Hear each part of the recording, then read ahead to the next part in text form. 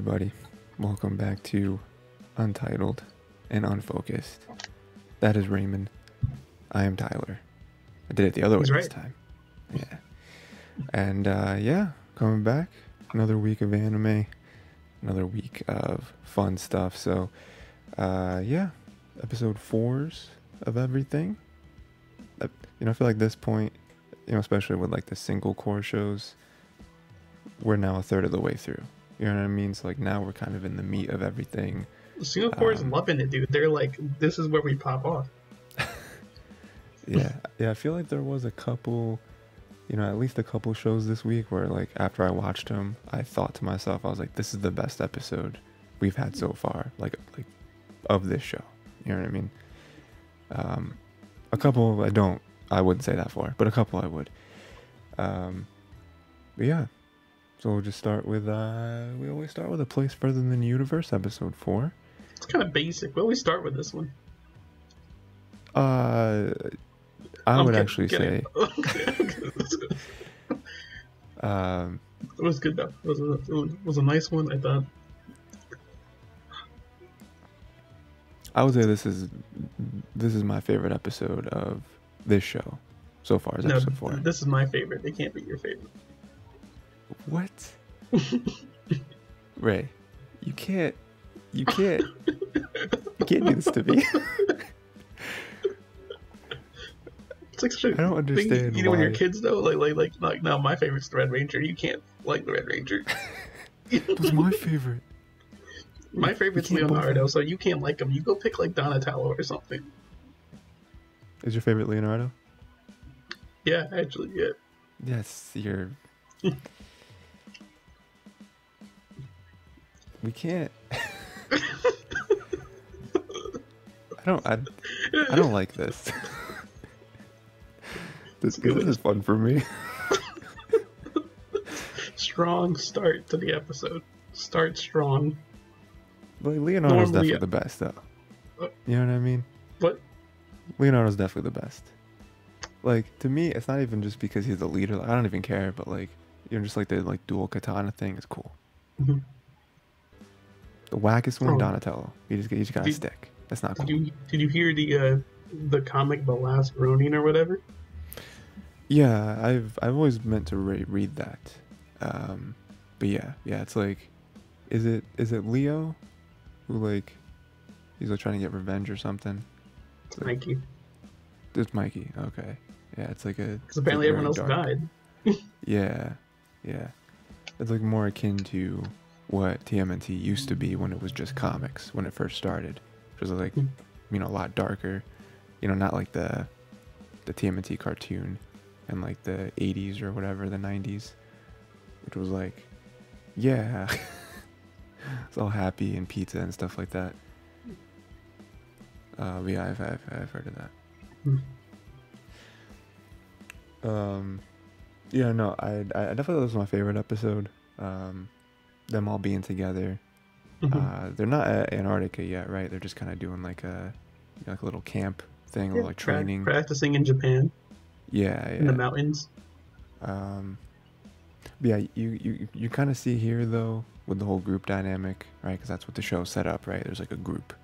It's not just like one main character. And so, even with this, they were like, oh, we're all good at certain things. Because like when they first did the like flag thing, they weren't very good at it. They kind of stumbling, but then they switched it up. Master compasser? Yeah. Yeah, Mari's the master compasser. And then even, the other one, Antarctica, she was like really good at doing the steps. So it's like, it's something small, but even something like that is like, okay, we all kind of have to find what we're good at, and that's how we're going to do good here. Because even like the captain was like super hard on them, right? Like, hey, we're not just, you guys aren't just students. I'm going to treat you the same way I treat everyone else in the crew, so you're going to have to work. And they were kind of intimidated by that. But you see this episode, maybe they'll actually get through it. And they'll enjoy it, I even like Mari at the end where she was like, oh, this isn't just a destination for me. Like, I want to go here. I want to do everything. Which again is something you might have feared, right? With all of them. where it's like, oh, we're just kind of going here. We're not really. This isn't something too serious for us. But they all seem super into it, which is good.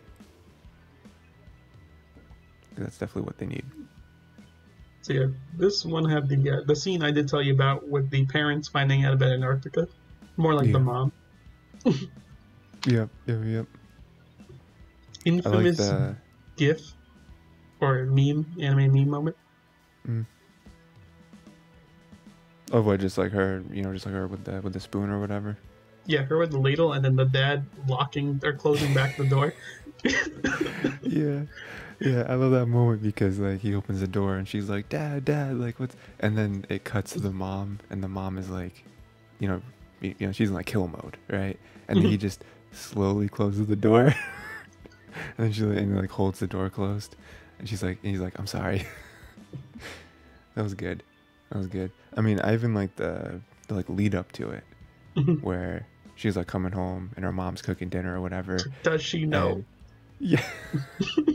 Does she know? It was even like, so you have anything to tell me? It's like the Antarctica thing. This could just be coincidental. It doesn't have to be. Yeah. And even like dropping the papers and being like, who signed this? And she just slowly raised her hand and like, who stamped it? And she raised her hand higher. It's just like, oof, it's not gonna go well for you. But here's the thing. I mean, we talked about it. We talked about before, where it's like,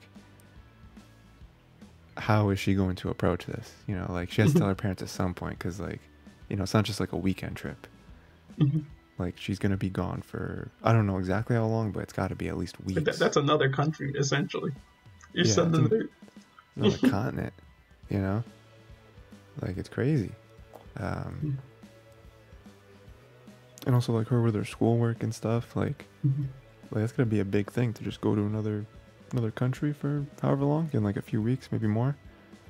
Yeah, they got the paper at least to say like, hey, this is like exemption from this, and the makeup work or whatever. Right. Yeah. So that was another funny scene where she realized she had to do all that stuff, and she was trying to go to her friends to be like, I need your help, and they're like, we're not helping you. We're not shouldering this. They're all like, it's easy, just like read, stupid. Yeah. The one girl was like, you have, you're still in school, which means you have hours dedicated to learning, which means that if you're not doing this, then you're just not trying hard enough. It's like, wow, this is pretty harsh. And like her even wanted to go to, to like the actress. Be like, I'm just gonna ask her for help, and she was like, she's younger than you. Like she's probably doesn't. Below us. Yeah, like she probably doesn't know the work that you're doing. I think I self-identified with that moment a bit too much. Well, like the takeout work to go on trips and all that stuff. Oh yeah. That was a big thing. Yeah. I mean, what's your approach to that? Do you try to get it done like as soon as possible, or do you just like enjoy your time, and then when you come back you're like, all right, I gotta do this? I literally try to do it so I don't have to do anything on the trip. I feel like even if you don't travel, you can kind of relate to that when it comes to like what's the word I'm looking for? Just like holiday breaks, when like, I know in February, I believe, is when we would have like winter break and we have like a week and a half off or whatever. But then like some teachers are like, oh, here's some work for you to do. That sucks, dude. I hated that so much. It's like, why? Why do we need to do this? One thing though, I'm just gonna see this. Did you ever have, and I feel like this happens more in elementary school. Did you ever have like summer work to do? Yeah, I got like some summer workbooks. There was okay. This is gonna explain my upbringing a little bit. So like there would be like moments where I'd finish my summer workbook, and my parents would be like, "Okay, that's not enough." So then they'd buy more workbooks for me to do. Oh no. Where do you get workbooks from? They would just buy them from like, I guess like teacher stores, where they sell like supplemental materials. Yes, the store in which you have to present your teacher card. They have like learning supplies and all that stuff there. It's like weird. Right. Gotcha. Like chalkboards and like bulk pencils and erasers and it very much is teaching supplies. It's like a Staples, but for teachers. Yeah. Except smaller than the Staples. It's like just a store. Sure. I feel like I don't remember getting a lot of summer work. I do remember going into 6th grade, so my final year of elementary school. We did get like a book report thing, and it was like, all right, here's a list of books. It was like 30 books or whatever, and it was like pick 2 and then write like a report on it. And I'm sure there was like some like more direction than that of like what I want in the report and all that stuff. I can say the doc story. I can dox myself a bit. It was like it was Gabri's class. Oh, sure. Remember how we had to do the report to do, like you came into the class and you had to start with a report based on what you read over the summer. Like he said you can literally read anything over the summer, but you had to have a report for like the first week of class. And he was making people present. Let me tell you. Let me tell you a little secret. I don't remember that at all. I'm sure I did it. I also don't remember me, like, if you say that and that's true, I wonder what I read, because I don't think I was really reading at that time. Okay. That was the summer I read like all of Aragon. I read like all. And I did not have a report set up for this. Okay. So I literally, I think, just BS'd my way through like the report, like presentation, and then for my paper, I just sent a paragraph in. I was like, here you go. We had to present it in front of everybody? You had to present it in class. God, I really just don't. I probably, the reason I don't remember it, I bet you is because it was a presentation. I bet you I just blocked that out of my memory, because I hated doing presentations. I remember it because I had literally BS'd the presentation, and he was like, wow, that's pretty good. And I remember getting my score for that, and it was like 100%. And then for my paragraph, he's like, this is like a 70. So this does not make sense. To be fair, though, I made it last minute. Sure. I feel like I remember you telling me that. Like, I have vague memories of you talking to me about that. About like, man, I didn't even... I don't know how I got 100. Literally just came up with that on the spot. I was like, oh, good thing I read 4 books. Why do you think presentations are important in school? I think it's like, important to have a way to articulate your thoughts in front of other people. No, I don't think all presentations are super important, but I think that's the idea behind it. To present your ideas on a topic or something that you're discussing to your peers or coworkers. Kind of helping with it. Okay. Yeah, no. Also, because I think a lot of people hate public speaking, so like it just supposed like, if you do it more, you're not gonna feel as uncomfortable doing it. I feel like I would have been more into public speaking if it was like about stuff that I cared about. Like they tried that in speech class with us. Yeah, I guess. They were like, just pick topics, like, you can pick the topic tangential to this, is what they said for speech.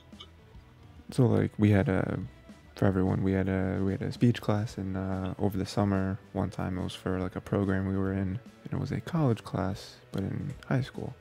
And it was a speech class, right, where it was literally, it was, like, public speaking or whatever, and we had to give, I think over the course of it, we probably gave, like, 5... Let's say 5 or 6, yeah, sounds right. Yeah, like 5 presentations. And yeah, there were some that was like, they tried to make more fun, I guess.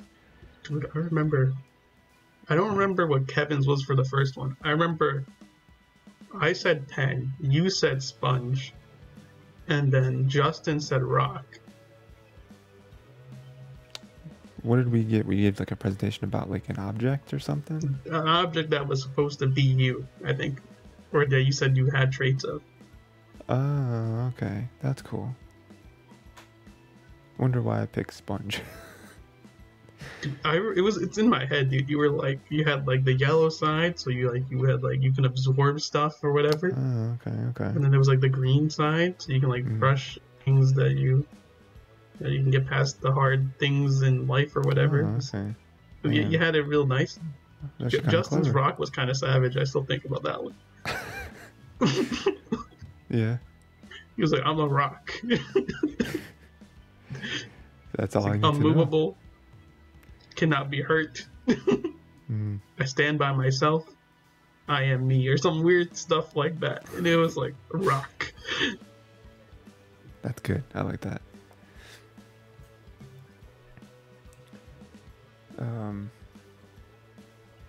Yeah. I thought it was a good episode. I'm excited to see more of it. Yeah.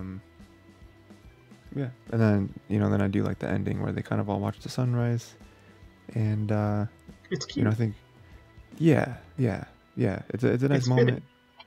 And, that is, exactly. Yeah. It is kind of like, all right, we're here now, we're doing it. So yeah, good stuff. Next we got Momosu Gundam, Iron-Blooded Orphans, episode 4. What'd you think about this one, Ray? Before we actually start getting into this, I just gotta say, okay, Biscuit's two sisters' names are Cookie and Cracker. You can't make this up. You can't. It's perfect. You cannot make this up. Dude, Biscuit already was the one character name that I did memorize. Mm-hmm. And when we were in the anime club, and I know you noticed when they were doing the quizzes, they're like, how do you remember character names? And I'm like, I don't. I just remember the stupid ones. Or like the funny ridiculous ones. Yeah. I remember the ridiculous ones so no one else has to. It's the cross that you bear. What was it? I didn't tell you, but when you left, it was just me, and I won. I couldn't give myself a prize because that doesn't work like that. Mm-hmm. So they're like, you have to give the person who's not on the board a prize, because then you kind of just stole it away. Sure. Like, it's kind of a fair point. Even though I don't rig the questions at all, I'm just that good. Mm. Yeah. So even in victory, I lost. Suffering from success. That's funny. They also played Ruby at that point. They had Ruby, and they asked like what one of the the last song was for like season 4 or 5 or whatever. It was like Divide or whatever, like season 3 or season 4. Mm-hmm. I was like, damn, dude. Like I got all the Ruby ones. It was crazy. They're like, why do you know so much? Like, low-key, I'm like, I just watched all of this. I don't understand. I have the soundtrack. They're, did you see the thing? They're like, they're trying to get Volume 10 greenlit. It's not greenlit yet. Who knows? Yeah. I mean, I just feel like that show's coming to an end. Just like with everything shifting over at like, was it like Warner Discovery or whatever? Mm-hmm. And then them trying to, them doing Volume 9 on Crunchyroll and trying to like outsource it almost. I mean, I've heard good things on Volume 9, so. At least it's one of the better volumes. I just feel like it's like business-wise, I think it's getting difficult for them, especially with like before, like they could greenlight every season because it was just them, but now they're going, now like their parent company is more involved. Mm-hmm. So it's like there's other stuff they got to worry about, Also working with bigger VAs, they got to like block out their schedules for that. Yeah.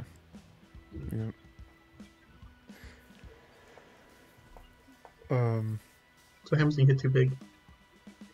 Yeah, right. Stay indie. Stay small. Fear nothing. But no, they're not doing that in Gundam. They want to go big. Yeah. They want to be big. The biggest ever. And that's why we got things going on in this episode. a nice plan episode, or like this nice like gap coverage episode, planting the seeds for the next one. Right. Right. Like with the I mean, I feel like this show does a good job at or like it's starting to do a good job at like expanding the world. You know, like Gundam fans always talk about how it's more like politics and it's less about like robots fighting each other, right? You know, so like even with this episode, we have a lot more of the whole Galahorn stuff. You know, even them specifically, a couple people there. You know, they run into Mikazuki, Biscuit, all those guys. So, you know, so there's like some tension there because I feel like they both knew some stuff about each other. Like that meeting, even if nothing was actually said. It's like they can't call out each other on anything, but they're just gonna be like, of course. Yes, like, that's right. Yeah, it's like you just have information that they're gonna store for later. Yeah, I thought that was cool. They have a logo. They got their logo for their new team name. The Iron Flower has a logo. Crazy. Yeah. And and then they've shown in the opening already. Yeah. Keen-eyed viewers would have noticed. And then even that the one like adult guy that's still with them, which I feel like from the start he's just not a. There's a reason they're keeping him around, dude. Like they know he's bad. Like they have something in plan for him. He's untrustworthy. Why are we still like this whole time? You know, and even like their plans for the future. You know, like them taking on jobs and taking on like less exciting jobs and probably less paying jobs. But you know, like we talked about last episode, they're trying to be good, right? Even like when he's in those meetings, it's like, why is he here? Why is he calling you brothers? Like this is so weird. Like he's clearly he clearly has his own agenda. Like why are we still trusting him? And even at the end, he's like, oh, these children are gonna learn that adults are dangerous. It's like, what are we talking about? Like, I don't know. I feel like he's definitely one of those characters that seems not a threat. Like on the surface, but then deep down he is going to be the cause of something huge in like 2 episodes. It's going to be something big, but, you know, probably bigger than he even really thought, you know, where it's like, you know, there's people going over his head and it's like, and he's like, oh no, what have I done? And it's like, well, that's what you get for, you know, being so selfish and trying to take out these kids. You know, I just want to murder all these child soldiers. Don't mind me. Yeah, right. And speaking of children, I really didn't like the one Galahorn beat person. Like they were in the car together, and like the one mentioned how the other one has a fiance that's 9 years old, and I was like, oof. Like I remember hearing that. I paused the episode and then I hit the back arrow a couple times. And I was like, I need to hear that again. Did they also say that like that's like it's like that's his sister? Yeah, like his fiance. Yeah, I'm just like, this is bad, right? Like this isn't. But then he's like, then the other guy's like, I don't really care though. he's like, can we not? And he's like, please, let's like meet up with her. And he's like, sure. Man's a ciscon, dude. He doesn't want to accept it. He's like, he's like, please marry my sister to extend the bloodline. And he's like, no. Yeah, I don't like that. It's always I just want to do Galahorn stuff. I don't want to marry your sister. He's like, but it's my sister. Marry her. I don't want this. You're not understanding. Her. You promised. It's always stuff like this, especially in shows like Game of Thrones, where it's like, oh, I guess at one point this was normal. You know? But it's like, not. Gundam's a space opera, so they can do whatever they want. What happened? It's a space opera, so they're just like, yep, this fits.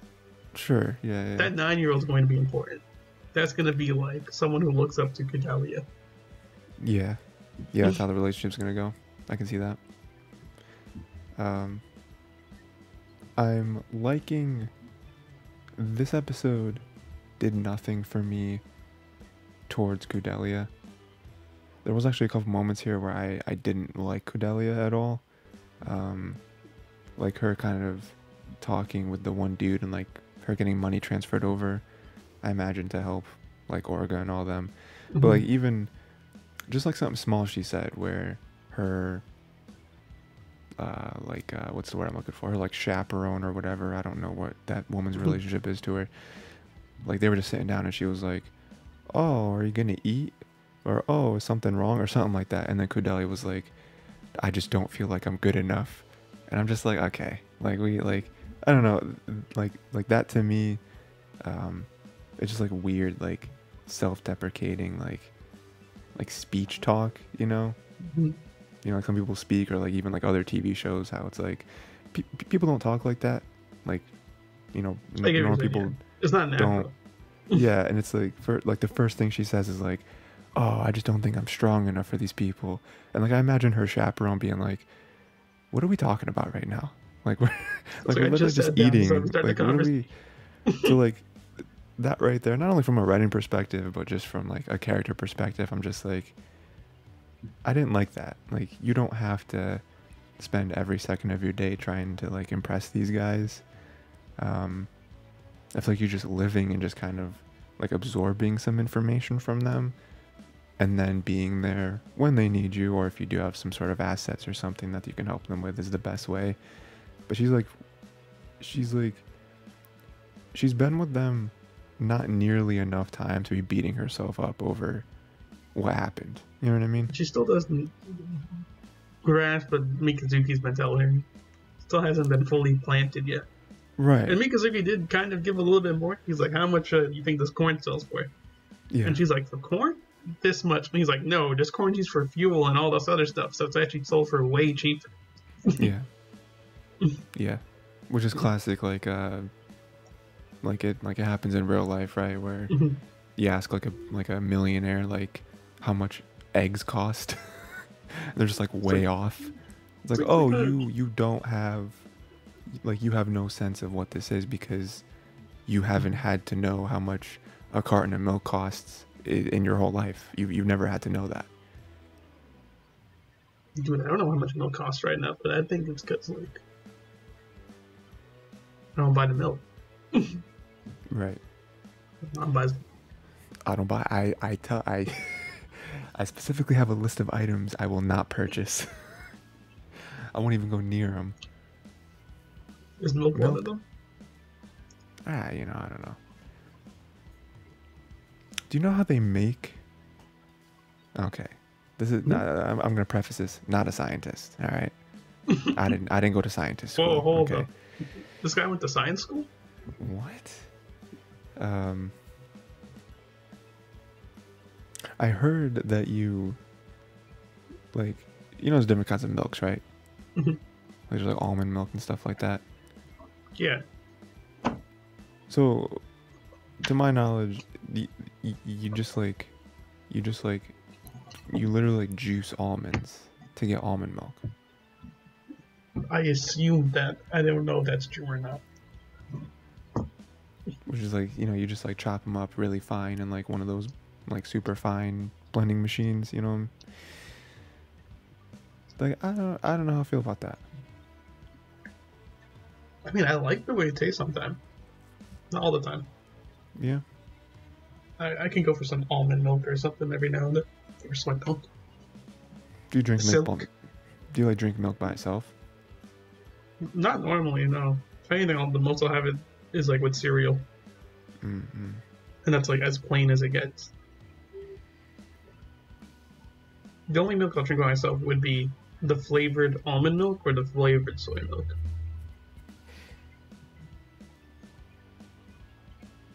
Okay. Like, you know what I mean? Like when Silk has the chocolate milk, and it comes in like the box, and you're like, ooh. So that, what that made me think of, that led me to, in my mind, I was like, oh yeah, I remember like the Hershey syrup you put in milk, but then that moved me to, do you remember? So you get like ice cream, right? Like a bowl of ice cream or whatever, and then there was that like syrup that you put on the ice cream, but it would harden into like a shell. Dude, the turtle syrup? Dude, when that came out, it was like blew my mind as a kid. I was like, what kind of wizardry is this? How does it harden? Like I just couldn't comprehend. Just has a really nice freezing point. Yeah, yeah. Or like cooling point or whatever. It's like a nice one.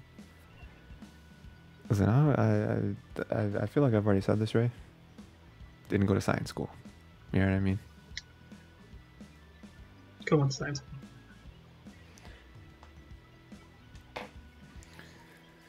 It was a real good episode. Not bad. Enjoyed it. Yeah. Yeah, I thought that was cool. You know, like you said, it kind of set up some stuff. Yeah. For the next couple episodes, it's going to be big. Would I say it's my favorite episode? No. Yes. You know, actually, I would say it's my favorite episode only because we learned Cookie and Cracker exist as their name. You're right. You're right. Yeah. Right about that. And also, we can see Gallahorn riding in the car together. Like they're just going on a trip and they're like having fun. Mm-hmm. And then he brings up his 9-year-old fiance, sister. Yeah, I think that gives it a good. Like, no fighting, but really good otherwise. Right. I agree with that. Next we got Summertime Rendering, episode 4. This episode was amazing. Yeah, just another bang. I feel like so far we're like 3 for 3 in terms of like comparing the episodes to themselves. So this is a banger. Straight Yeah. banger. It surpassed my expectations. Best episode of the show so far. I didn't remember this, you know, because I do feel like I had some memories of like the beginning of the show. I don't know if like just from like the trailers or something. I don't remember. Maybe like someone else on like a podcast talked about the show or something. This was like a big twist for me though, with like Ushio coming back and being a shadow. I think was a given because like she couldn't be alive, right? Like even with what we know so far, even before we watch this episode, like unless they never found a body, like they didn't bury her, they like cremated her, right? So it's like, again, unless like the body was like unrecognizable or something, like, but whatever, like that made sense to me, like the Ushio here being a shadow. But like, and you talked about this, you kind of brought this idea up last episode of like, oh, what if the Ushio shadow is actually the bad one and all the good ones, right? Which I don't think is true, but I think that there is some like remnants of it in this episode where she is different though. Like this shadow is different. Like even the Mio shadow, which I'm sure we'll talk about in a second, mentioned a traitor. And so you imagine that's the Ushio shadow. They're kind of going against what all the other shadows are trying to do. That was a cool thing for me, for her to be like, her to like not know that she's a shadow and then realize it and be like, yeah, but I don't really have any ulterior motives. Like I'm just chilling. I want to go see Mio and everyone and hang out and have a good time.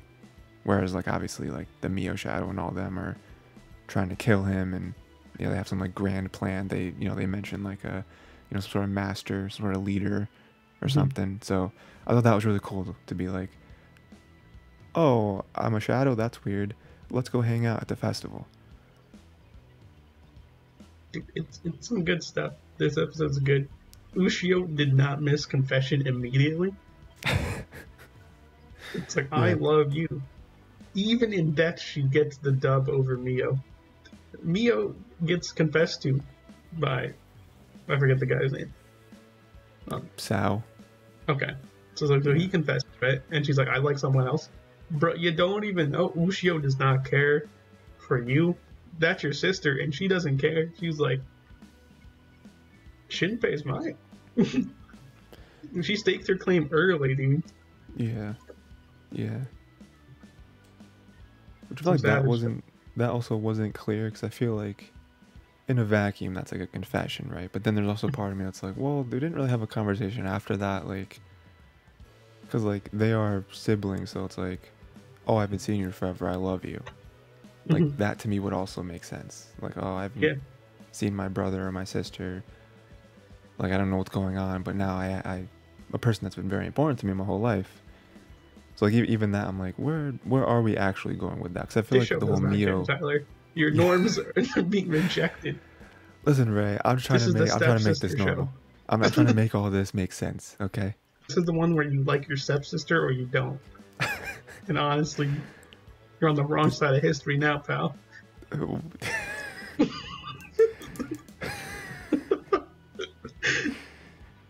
I don't really know what I'm supposed to do with that.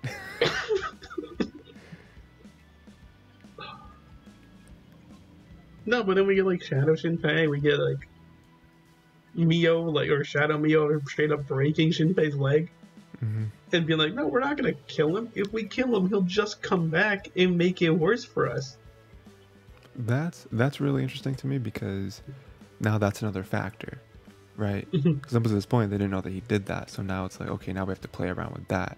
And like when she was saying that, I was like, oh, they're gonna capture him then. They're gonna like capture him and like put him in a basement or something. I don't know if generally Japanese homes have basements. I don't know if that's a thing, but yeah, I thought that was what was gonna happen. But then we have right after that, literally right after that, what's her name?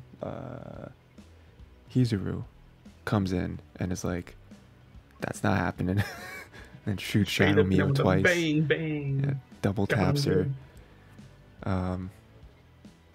And yeah, so yeah, like a lot of things are converging. I think we talked. Oh no, that was before the podcast. You talked about Cosmere converging, but this is also converging. Where it's like, okay, we have all these characters kind of playing around. Information is getting revealed. Yeah, it's a big episode, dude. A lot of happens, and I think this is where we're also gonna hit the point where he realizes he's gonna have to kill himself. The opening shows him with that gun for a reason. Yeah. That's a failsafe now. Yeah, I think you're right. I think he'll have to, because yeah, if he doesn't do it, then I mean, all those people are dead, right? That he like stumbled upon, like all the little shadows in the ground. Those people are dead. And also, if he doesn't do it, he can't stop it. You know, now they know he has to go back before they knew and still keep like the what's the new checkpoint? What's the new checkpoint when he dies? Yeah, yeah, we talked about that too. Yeah, that's interesting. I'm hoping that next episode we'll get more of like the shadow side of things, because again, you know, this is 2 cores. So I feel like they have a little bit more runway to kind of explain things and kind of drip feed us the information. But is that, you know, 2-core one? Yeah, it's 25 episodes. Yeah, 2-core mystery? Oh my gosh. Yeah. But I would still really like to know, but I won't reveal everything, but I'd like to know a little bit more of like what the Shadow's purpose is. Like, why are they here? Because again, like I said, they even mentioned like the trader. So like, what's happening with that? Like, what's the dynamic? We're a bit too early for Shadow stuff then, if that's the case. If we're heading 2-core, I think we're going to develop more. What's happening now? Maybe see a bit more of Shadow Ushio, see what's happening there. Sure. I mean, I don't think she knows anything though. It's more like how she reacts to certain stuff, and see what that responds to other stuff. Because right now she's with Shadow Shinpei, and I mean everyone else with Shadow Shinpei right now with the festival, about the ceremony. Right. So that's gonna be a big thing next episode to see when that happens, or what happens there. I mean, how much time do you think they'll give to that though? Because I feel like Shinpei is going to die very early in this episode, and be like, we got to reset. He probably can't move, his leg's broken. I don't know what he wants to do. I mean, he's gonna ask the girl to kill him. Yeah. I like the type of girl that would just kill me.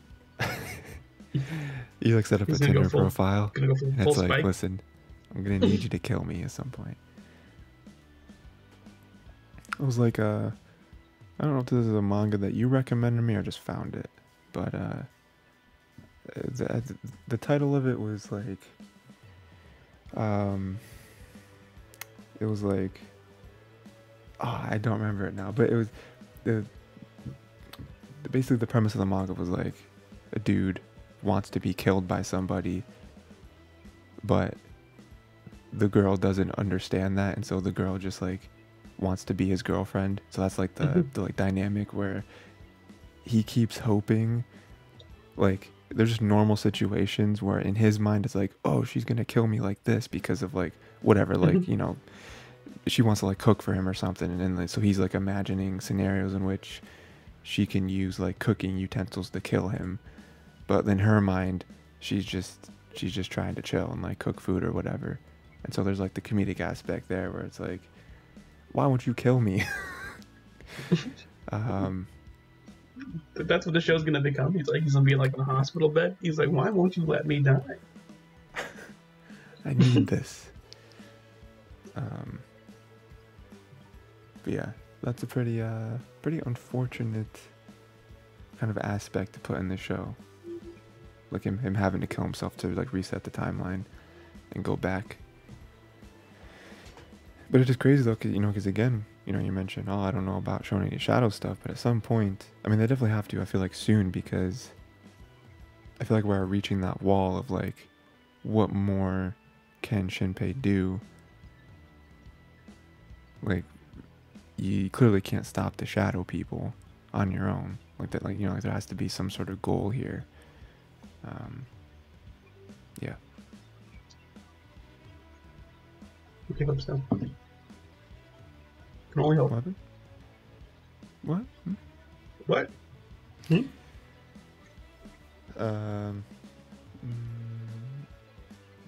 Yeah, that's it. Yeah. Good episodes, like you said. I think this is definitely the best episode. Like I said, 3 for 3. I think these are all argument to be made for best episodes of their respective show.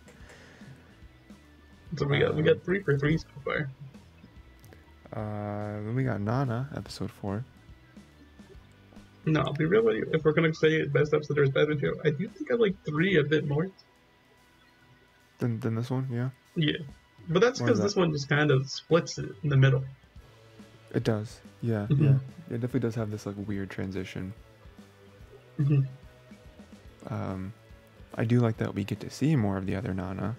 That was something I've been waiting for. More of her in like a band, all that stuff. We do get that kind of backstory there. Ooh, she got the female fan base going hard. She's like, thanks for the coat. Here's a kiss. That's investment for the next month of concert. We're ready, boys. Our attendance is about to shoot up. It's gonna be crazy in here. She's playing 5D chess and they're all playing checkers. Yeah, right?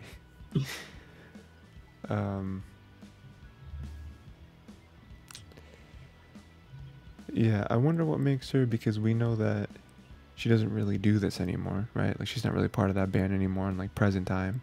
So I wonder what that is. I mean, I imagine maybe it has something to do with Ren, right? Because they have that like pretty serious discussion that kind of turns serious out of nowhere, where it's like, oh, what if I had a kid? And he was like, then we would have a kid. And she was she's like, well, I'm not having kids. He's like, wait, no. But that's illegal. Yeah, so that I feel like that got very serious, and so that might be what leads her to maybe like run away, and be like, oh, this is not what I want. I can't really be in this, you know, like be near this anymore. This is crazy. I think she's chasing him, dude. I think it's the opposite. It's like she's also headed to Tokyo. Sure. Is that where he said he was going? Yeah. Was he like planning on going to Tokyo? Yeah. So I think the band kind of disbands after he leaves. She's kind of just chilling around. When she comes to Tokyo to try to find him. She doesn't know where he is, though.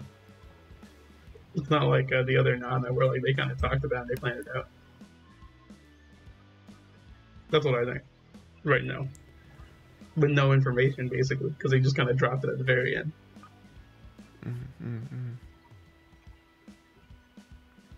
That would be interesting because, yeah, because it is funny how like she reacted when the one Nana was like, when they were on the train, and she was like, oh yeah, I'm going to see my boyfriend, he's in Tokyo. Yeah, okay.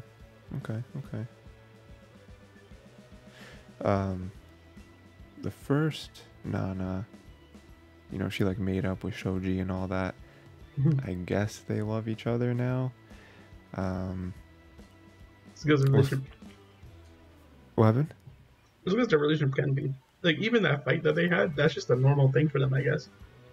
That brief one, he's like, "Why do you clean here up?" and all this stuff. Yeah. It's like that's just him. Yeah. They're just kind of like that. I'm so ready to like get out of the past though. I don't Give it know. a couple more episodes. We'll be hitting that modern time real quick. Yeah, I think you're right. At least like one or two more. I do like the cut between Nana and her friend, like their different situations where it's like Nana's in the room with Shoji. They made up and all that stuff. I guess they're together now, and then it cuts to her friend, and her guy, and they're just like chilling. They're just sleeping. I was like, oh, this is, you kind of expected the opposite, right? It's like, oh, that's not what happened. So well, it's like their relationship's kind of already developed. They're just kind of chilling now. Yeah, right. Where they kind of like move past it. Where it's like, oh, we're like a thing now. That was cool. Yeah. No, I think that's basically the episode. I don't feel like anything else big happens. Because yeah, I mean, even with like the second Nana, it was mostly just like you said, like them at the concert with the fans. It is setting up the past. All them. It's like we know like they got kind of a sad past going for this Nana. Even Ren's got that sad past thing going. It's like we're kind of building up. Yeah, I feel like this will end.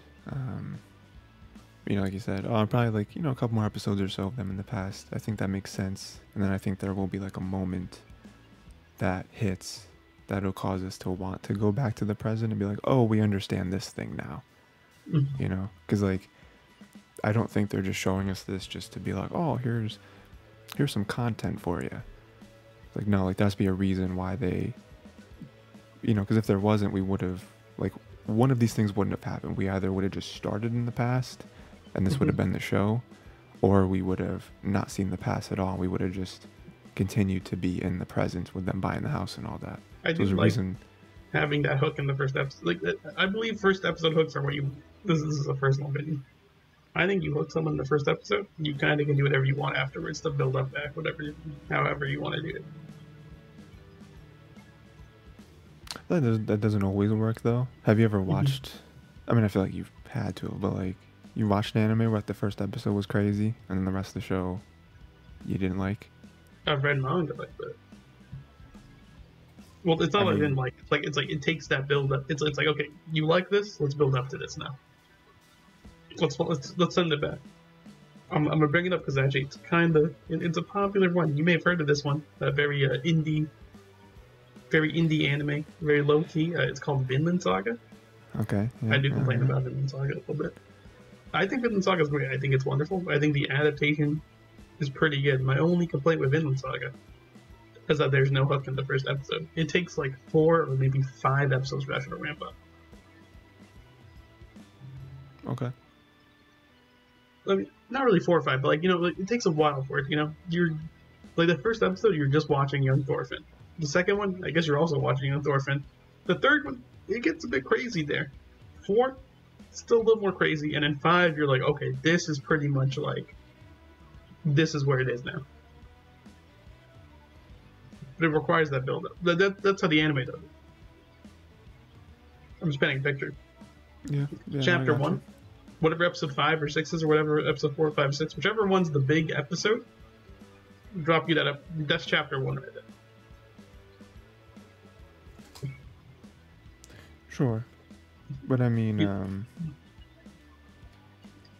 I feel like it doesn't, not all stories live up to it though. I mean, because, so the one I immediately think of is, we watched this in club, the one show where it's like a zombie show.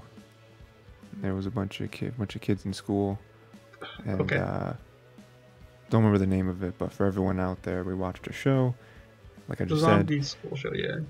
Yeah, and like the first episode was crazy. That's why we all wanted to continue watching it. The first episode ends and it's like, whoa, what does this mean? And then the rest of the show just kind of happens and it's like, oh, okay, they didn't like really play off of the like different, the different breadcrumbs that they laid in the first episode. It just it just kind of became like a normal zombie survival show. And I was like, oh, okay. I mean, if you've watched any zombie thing ever, you've already kind of consumed this story before. They didn't really, they didn't take advantage of their first episode hook. Like it's like this like the girls are in the high or like the school, right? And that's where they live for the zombie attacks, and then they do certain activities. So the whole thing with the first episode is that it's just normal. It's just like, oh, this is just some slice of life, like school show. Okay, cool, whatever. Like it was fun, and like the characters were fun, and they had fun interactions and stuff.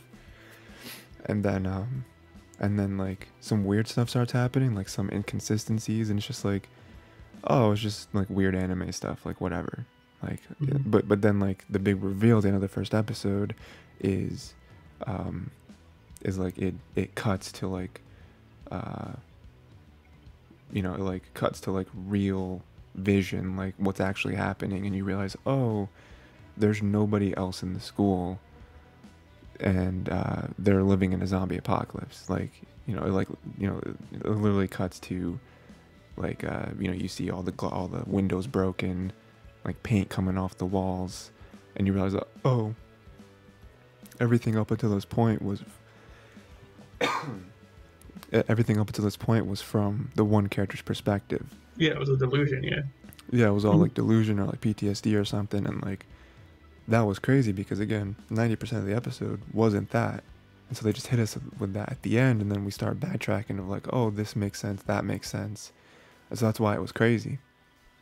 But they didn't really play with that enough in the rest of the show. Like they did a couple times, trying to get her to be like, oh, we're kind of tiptoeing around this, but for the most part, it was still just a zombie survival show.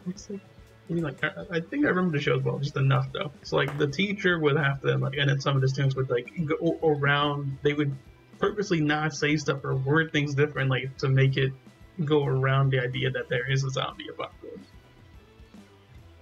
So there's a kind of central thing for that character not to bring it up.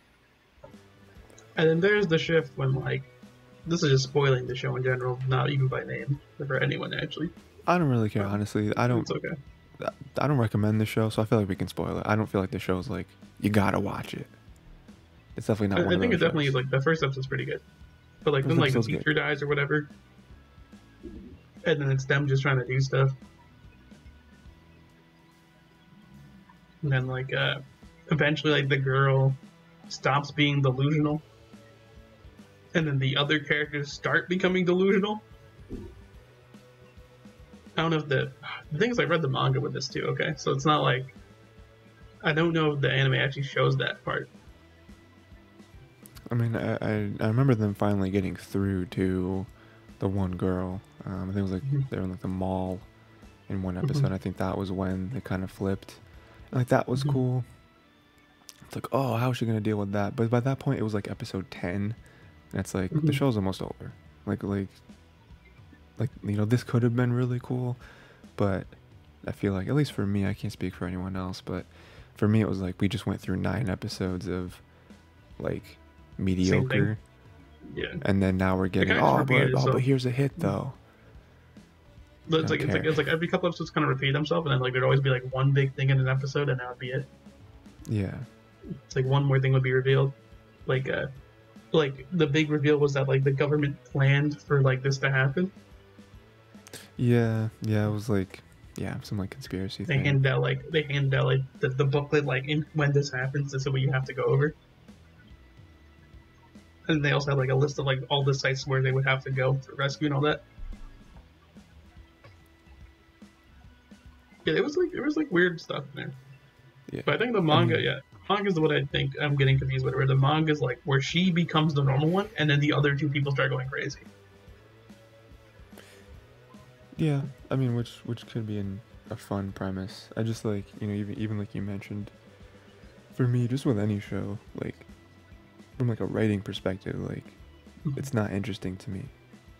Like you can't have me bored Yeah, no, I for get what you're saying 90% though. of the episode, and then it's like, oh, but here's a cliffhanger, and it's It's like like, having a strong hook doesn't necessarily mean like the rest of it's going to be high quality. mm-hmm. And that's true. Like having like that build up doesn't necessarily mean that it will pay off in the end. Right. Mhm. Yeah, yeah, which is why like I personally don't think it's super important to have like a huge hook in the first episode. I mean, it helps, you know. I mean, I remember I think just for retaining viewership, just to have that hook, it starts you stronger.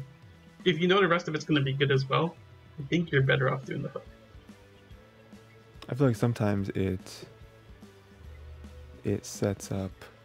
I feel like sometimes they can set you up to fail though.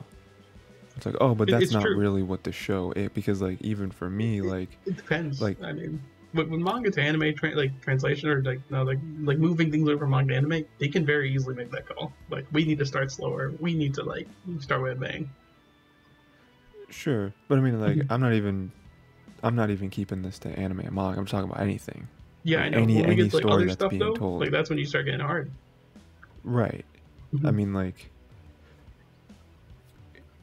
you know, just for my point, I guess, with that show that we're discussing, it's like if we weren't watching that in club, I wouldn't have made it past episode 3.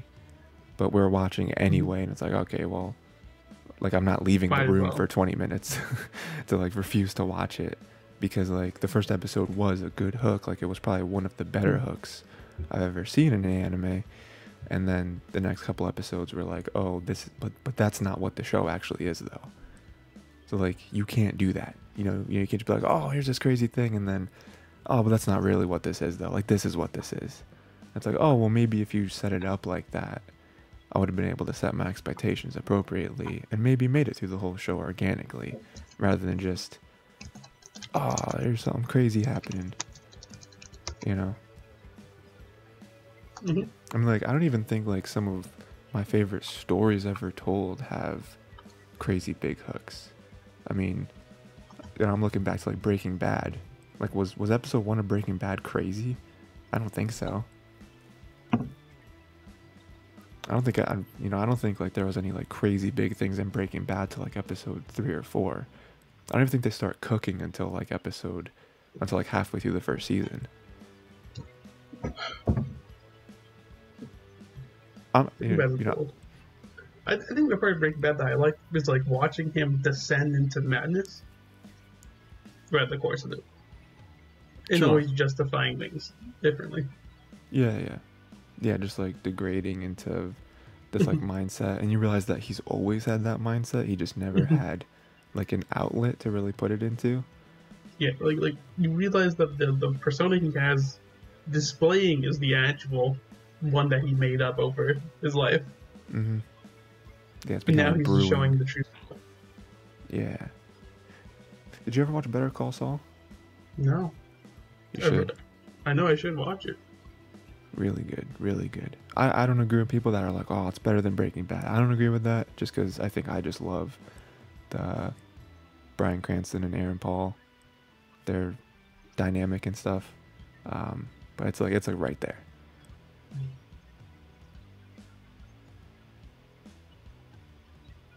I mean, I've seen the one court scene. It was like nobody talks about Jimmy or whatever. It just goes off. Okay. Poor Jimmy Yeah, I don't know. and the batteries or whatever, and he's like, "Where are the batteries though?" And he's like, Oh, sure. okay. Yeah, that's a big moment between him and his father. Yeah. That's a big thing. Yeah. It's like a whole like crux of whatever season that is, season 2 or something. It's like the payoff for like how many seasons of build up for. Yep. Yeah. Yeah. It's been spoiled to me, but I mean, I like that scene a lot though. So. But even that, like spoilers are interesting to me because I don't ever want anything spoiled for me, which I feel like is fair. But I don't think if something gets spoiled for you, it necessarily ruins it, because you didn't get any of like the build up. Like I'm gonna spoil something right now. I don't care. Like with you know, with Infinity War, it's like if you tell someone, oh yeah, Thanos snaps, it's like, oh well, the whole movie's ruined for me. It's like, is the whole movie ruined for you? Like I'm sure you would have liked to not know that, but like the entire build up, the first 2 hours and 45 minutes is just ruined now for you. Unwatchable. I think it depends on the person. For most people, they would say no. Then there's like the 1% of people who are like, I was waiting 2 hours and 45 minutes in anticipation of whether there would be a snap or not. Sure. I mean, even with that though, like the snap, very important, but I don't think the snap is like, I don't even think the snap is the most important part of that movie. It's more like what happens after the snap. The who was snapped. Or like a lot of the different like dynamics between the different characters leading up to that, like the different decisions they make, like all that stuff. Like the snap itself isn't like the movie. There's a lot of good moments that go up to that. Yeah. I mean, even, you know, even like Endgame, it's like Thanos loses. It's like, okay, well, first off, of course he does, because there was always going to be movies after that, so he was going to lose. Like, if he won, then the MCU wouldn't exist anymore, or they would have hard reset it, which I think would have been cool. But like, if you hard reset, that'd be kind of sick. Yeah, I mean, that's always been my thing with the MCU, and why I think a lot of movies don't get a lot of good what's the word, response, a lot of good critical response. I would have liked if they did like a full turn. It was like, okay, we're not building up to a universe anymore, we're just gonna do like solo movies, and we're gonna have each movie be super unique.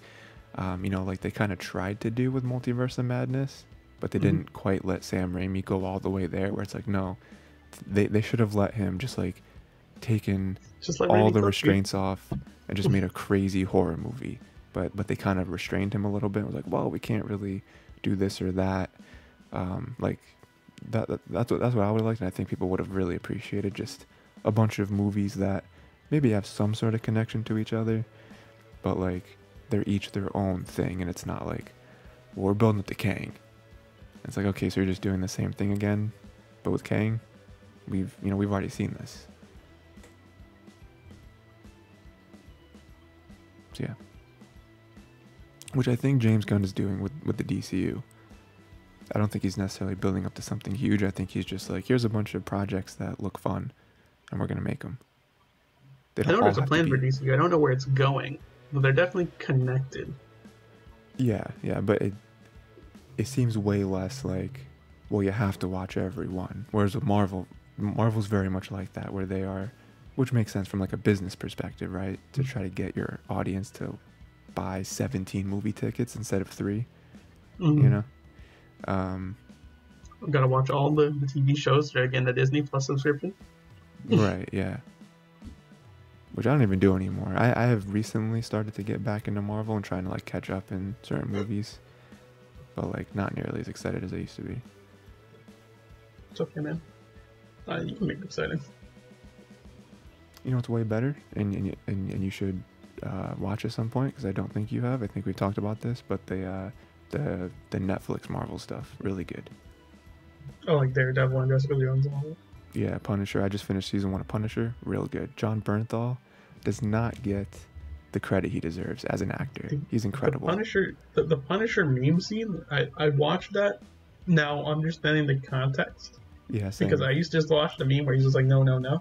Yeah, and I pulled up the full scene, and I was like, this scene is very terrifying. Sad. Very sad. Yeah, with the context of like his character and what's happening, it's like, oh, this is not funny. This is not in any way like a funny meme. The meme is still kind of haha, you know, but no, you know. But like in context, terrifying scene.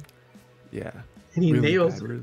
Really traumatizing, because like, I mean, his whole thing is like the Punisher, the character, is that he used to be a Marine, and now he has like PTSD and stuff, and so that's kind of what led him to be this vigilante trying to fight for, you know, his own morality, his own gray morality. So yeah, I'm excited to see him. I think he is confirmed to be returning for Daredevil Born Again, so that's exciting. Um, the next show, Ray. This is another example. I'm excited to see how you. I'm interested to see how you feel about it. There's another example of don't have a lot of notes for this episode. I don't feel like a whole lot happened. Maybe you disagree. We did Showa, Genroku, Rakugo, Shinju, episode 4. I don't really have a lot to say about this one. I just thought stuff just kind of happened. You know, we had the whole like boat rental performance. I thought was cool. It was funny. We have like Bon and this girl. Remember her name? That was like the last third of the episode was them together.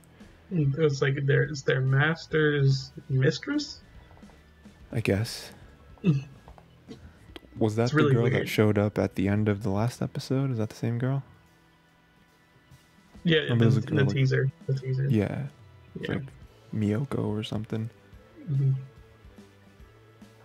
So, like, I mean, I got a bit more. So we see Bon doing side jobs to try to better emulate his Rakugo.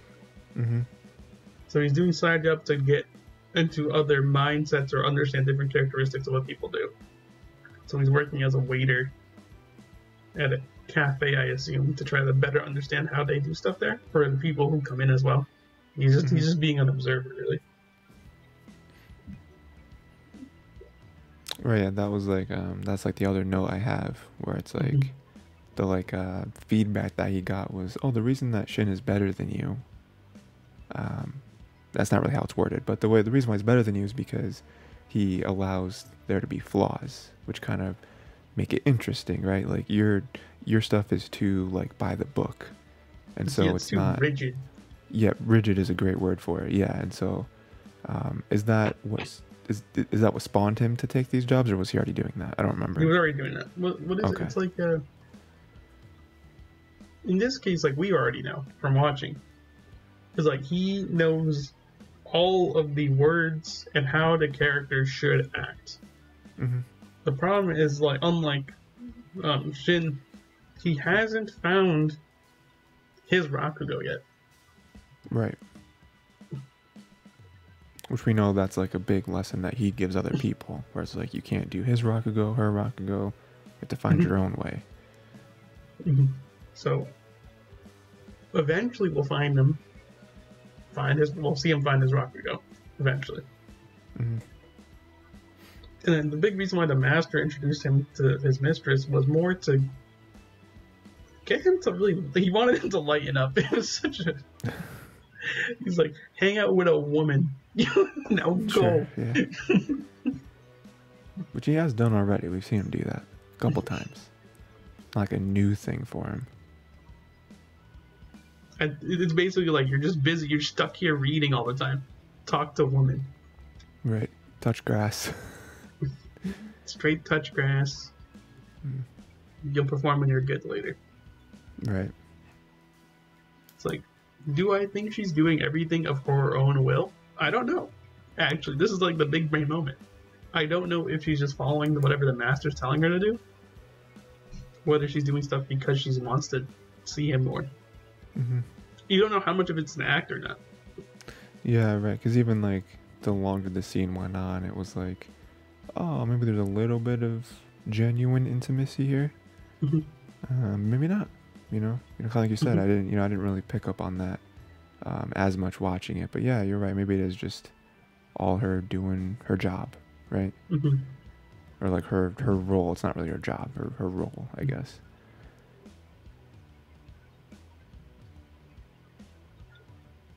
Whatever happens here in the next episode. But it's definitely setting up to a moment where, like, this is building up to him discovering his type of characters that he's gonna want to do. And based on what the master said, he's like you do these like erotic / sexually charged stories where like they're kind of funny and raunchy and all that, but you don't give them the flaw to have to play off of it, because no one's perfect like that. We'll see it. It'll come in. There's not really much. Again, it's a nice build-up episode. So, like, to me, what I kind of equate that to is, like, a comedic film. You imagine most comedic films especially when like the cast really vibes with each other. There's some improv, right? And like a lot of the improv makes the final cut. Or like even The Office. I'm a huge fan of The Office, right? Lots of improv in that show, and like just more and more as the show goes on, because the cast's super comfortable with each other. They kind of know the characters very, very well, and so like even though the writers are incredible on that show, the actors also have ideas and stuff, and so they'll throw improv lines and improv bits in there, and they'll make the show. It's like that's kind of what I equate to this Rakugo situation, where it's like, yeah, you can read the lines in the book, but especially these types of stories, they do kind of benefit from you adding your own kind of spice into the performance to make it your own, right? Because like anyone could perform off a book, right? Like anyone could spend a few weeks or whatever and like memorize a story, but Bond needs to kind of break out of that and actually perform it and not just recite it, I guess. I think it's gonna end up with like Bond's Rakugo is going to be imitating the girl for a certain woman character. Oh, he's gonna take like that experience. He's gonna take inspiration from her and put it into the character. That'd be cool. I think that's what it's gonna end up being, and then that will develop into his more female style. Will be starting from her. Okay. Why do you think he couldn't take that from like other girls? He just wasn't like intimate enough with his previous relationships? I think so, but also it's because like the master kind of just pushed him onto this one. Oh, so just kind of like brute forcing it. Yeah. Also, like the way like we haven't seen him interact with women like this in general. Like yeah, he had like a girlfriend and all that, but they just like kind of like they just kind of hung out. And then we're kind of like sneaking around, right? Because he was like a lower station than she was. Yeah. So they couldn't really. Okay. And then he had the one girl he met when he was like at the other village, but he didn't really do much there. He just kind of chilled and did Rakugo all day. Right. So this is like his first relationship in a while. So he's like trying to like be like, yeah, this is what we're gonna have you do. Meet woman, you can make her the ideal idea that you want for your character. For one of your stories, and then step 1, meet woman. Step 2, perform Rakugo. He's already gonna do it, dude. Sorry, he basically said you're taking a break until you can nail this down. This is what he's the master's kind of. This is your job. It's like until you get this right. I mean, this is it. But yeah, no, I agree with you. I think this is definitely setting up like next episode to have some sort of payoff from this, right? Like us hopefully maybe see a performance of his and see it, definitely see it improve from the couple that we've seen so far. I know it hurts because like he's also like a Futatsume, so like he's the same rank as like Shin, but like like he doesn't have as much respect to him, or like because of his like, style, and he'll develop that and he'll feel good about it. Yeah, I mean, just like so far he's been getting points probably on just like the like technicality of his performances, whereas Shin has been improving the performance itself. So like if you have like the eye test, which is like a big thing in sports, like the eye test where it's like I don't care about numbers, just when you watch this player it's like athlete do their thing, it's like that person is better. I don't care about the numbers, that that person's a better player.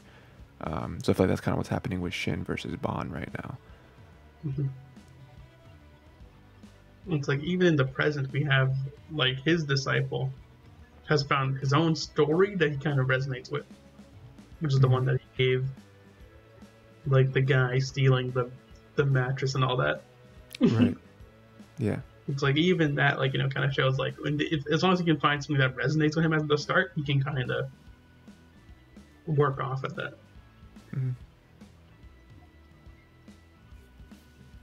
Yeah. So that's definitely going to help him, because I mean we know where he is now, right, where he's like really good at performing. So like to see this and be like, oh, him kind of be bad at Rakugo. He's telling them that, like, in his opinion too. This is the crazy part. He always feels like he was below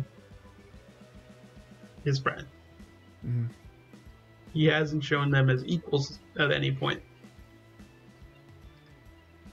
Which is like, you know, they don't have to do this, but are we getting like some sort of a unreliable narrator situation where it's like, you know, maybe he truly was worse, but like this is him telling the story, so maybe he wasn't actually this much below. Yeah, like, but it's his story, so this is what he's telling.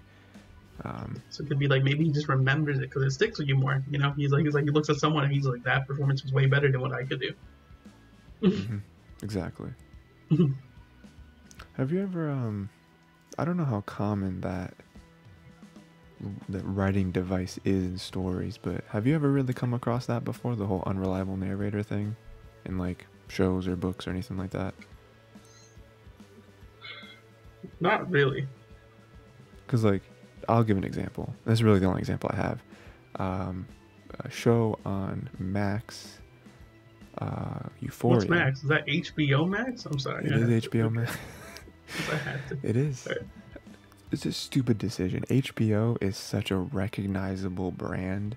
Like, HBO is like top tier when it comes to quality of streaming shows. You understand it's entertainment when you say HBO. When I hear Max, I don't know what that is anymore. I don't know what that means. I only know because now I know. Yeah, it's dumb. Euphoria, very good first season. Second season, not as good. Is that the drugged up kid show? Yeah. Also, the creator of the show, kind of getting worse. I don't know if he deserves work anymore. But first season of the show, very good. And we realized that the main character has some sort of is like some level of unreliable because you know, she is kind of telling the story of the first, like sort of narrating the first season almost. And then the biggest example, I'm trying not to spoil it because I do think people should watch the first season. You know, because of COVID, they couldn't do season 2, but they were able to get these like 2 like you know, like holiday specials. They weren't actually like Christmas themed or whatever, but you know, they did come out around Christmas and they did like 2 specials, each special focusing on one of the 2 main characters. It was really cool. And we see that some things that the character that both main characters kind of talk about in each of their respective specials reveals some lies about the first season. So like one really small thing, this isn't a spoiler because it has nothing to do with the story, you know, but there was a moment where the 2 main characters, from the one person's perspective, they got tattoos. They got like matching tattoos on their bottom lips. It was a very cute moment because it's like, oh, they love each other.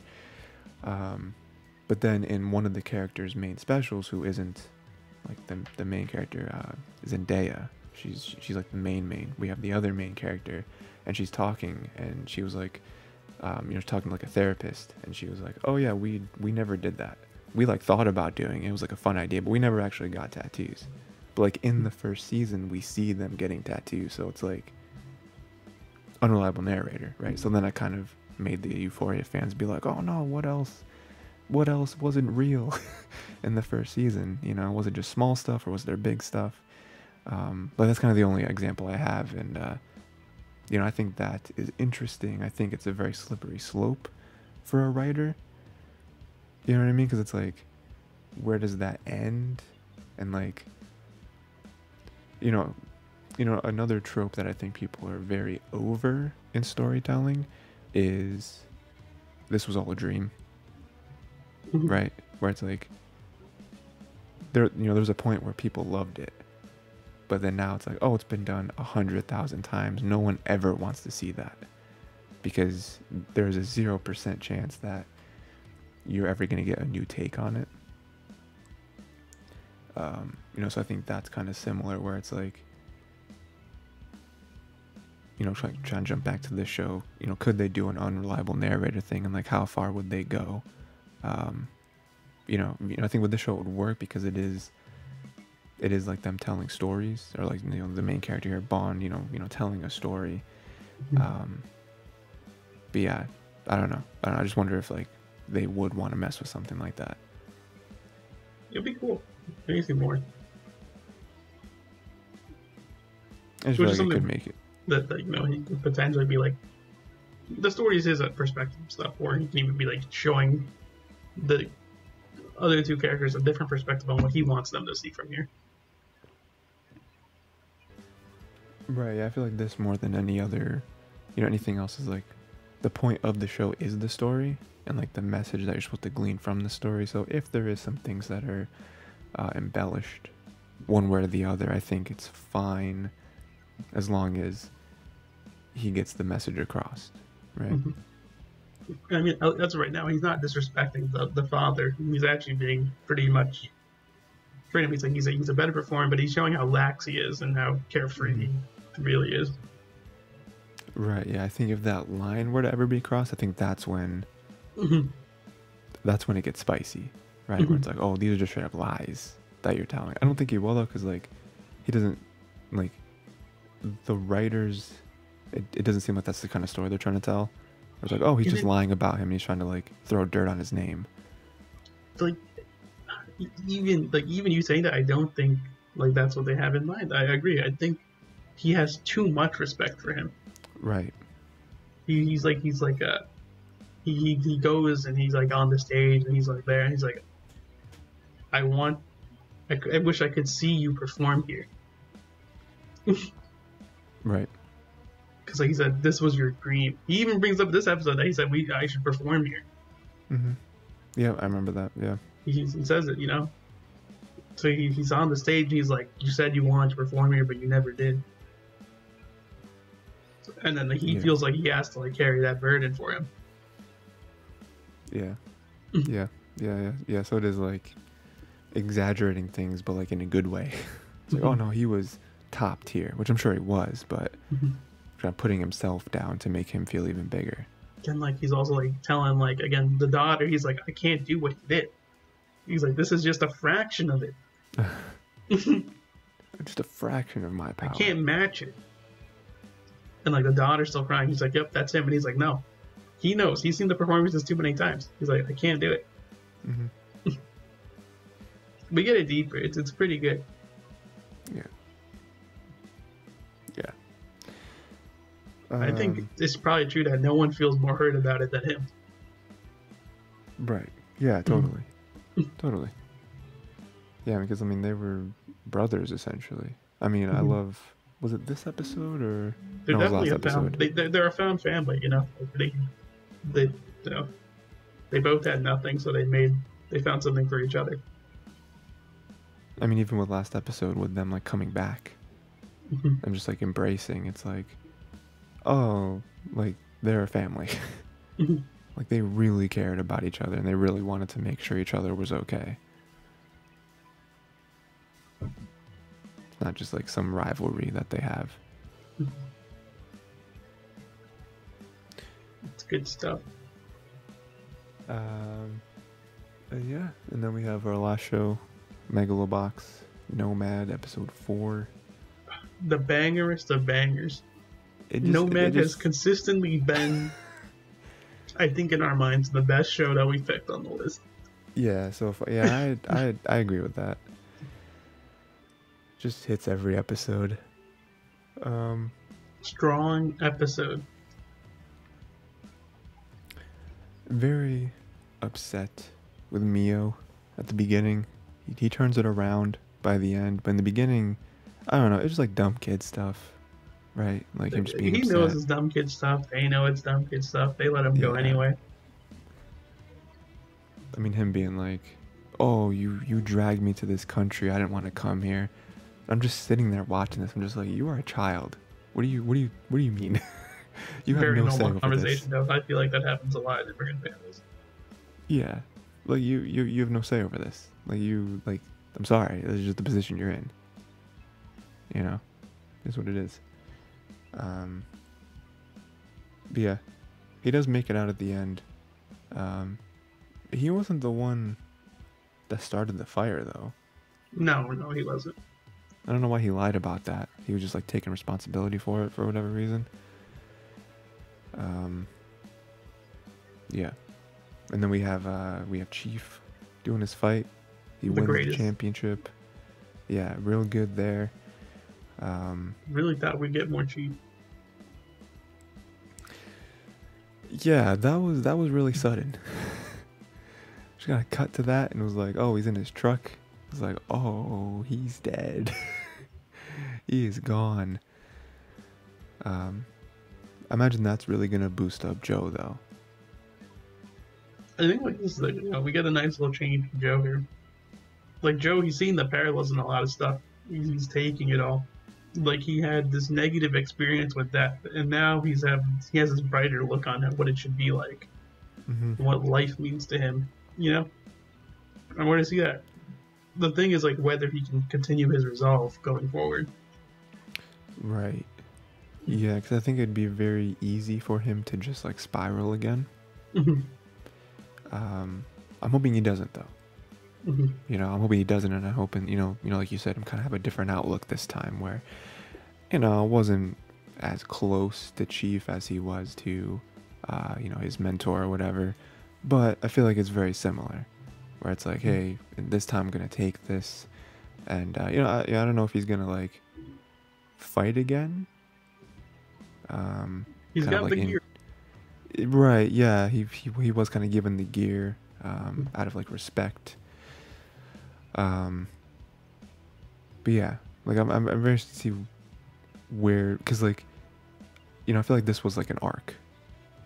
Like 1 through 4 was kind of its own arc. Like Chief doing his thing, you know, him kind of helping drag Joe out of the hole he was in, and now, I mean, they own the land now, so like they're safe. I mean, presumably. You know, rich people can always do what they want, so I'm sure that older guy with the dog has a way to I don't know, like take it back or something. I don't know.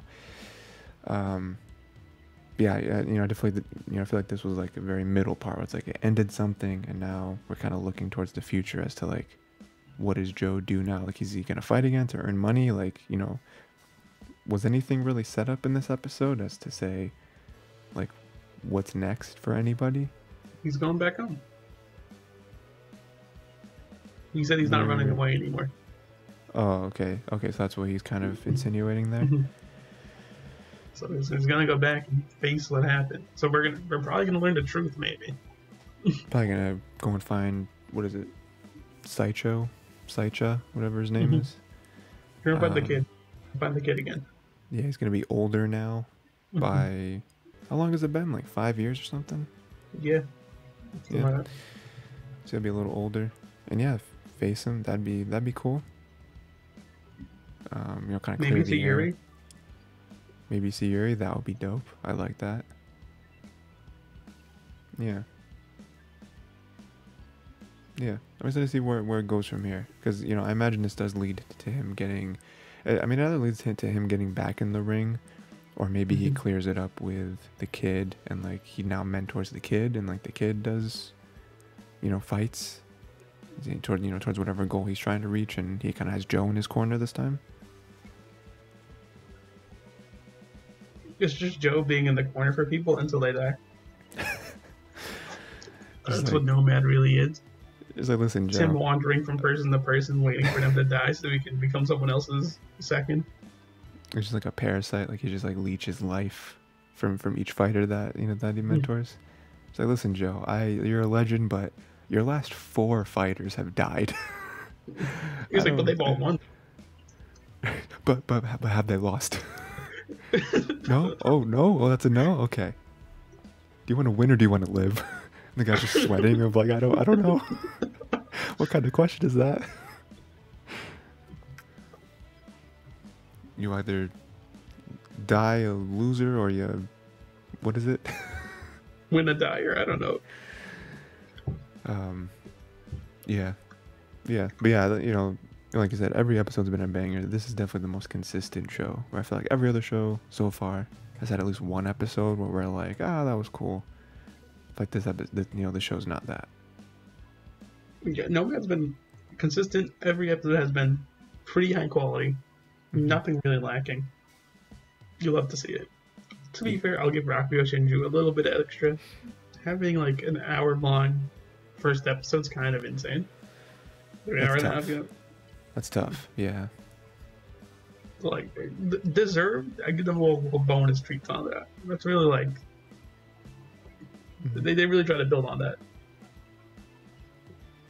Yeah, no, that's true.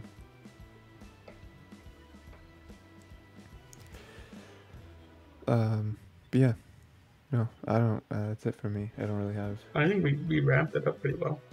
Yeah, no, that's good. That's good. I think it was a solid week for shows this week. I think the strongest week of episodes. Yeah, no, I agree with that. Yeah, no, that's good. So yeah, next week, episode 5s of everything. Getting deeper into every show. That's always exciting. And yeah, no, I guess that's it. Do you have anything else, Ray? No, I'm good. All right. So yeah, that'll be it. Everyone, make sure again, episode 5s of everything. Come back, talk about that, and yeah, I guess that's it. Goodbye, Rayman. Pretty easy. See you next week. Yeah, bye. And next week. See everyone else next week. It should be good. Should be enjoyable. Should be exciting. We've got a lot of stuff building up, setting up a good. Should be. If it all looks good, next week should just be straight bangers. I'll tell you, Ray. This episode, this week, high tide. It's pretty high tide. We did it. Next week, we should keep high tide next week. I mean, based on this week's episodes, they're all good, and I think they're all building up to stuff too.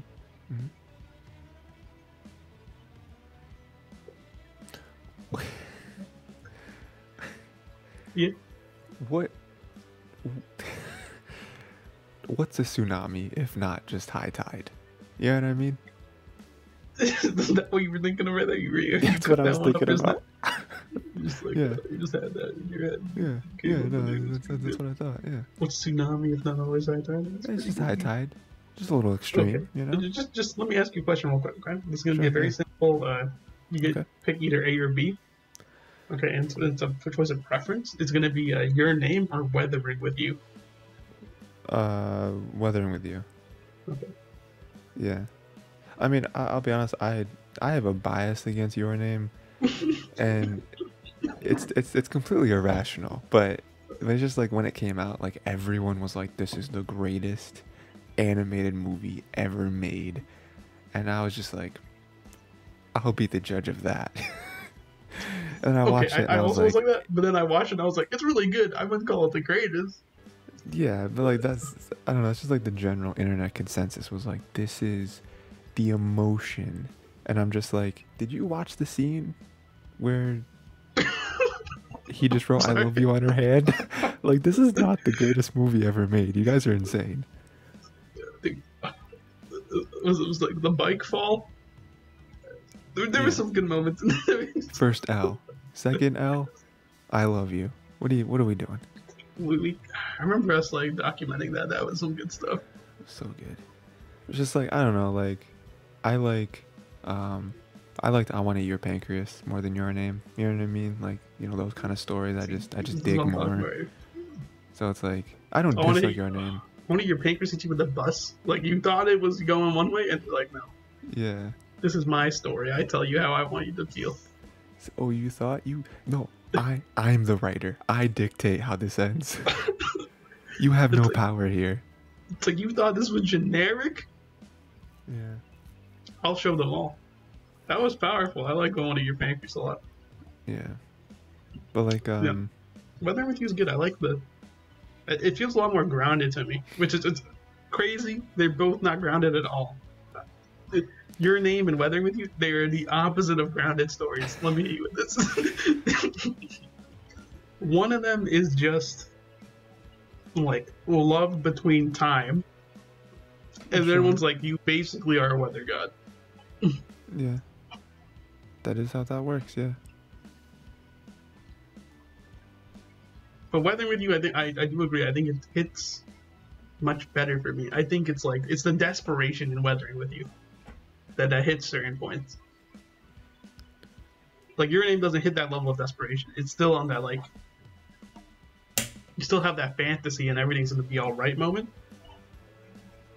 Yeah, And whether I with you mean, it hits the point the kid has the gun and then the police officer's there with him, and you're like, dude, this is like the end.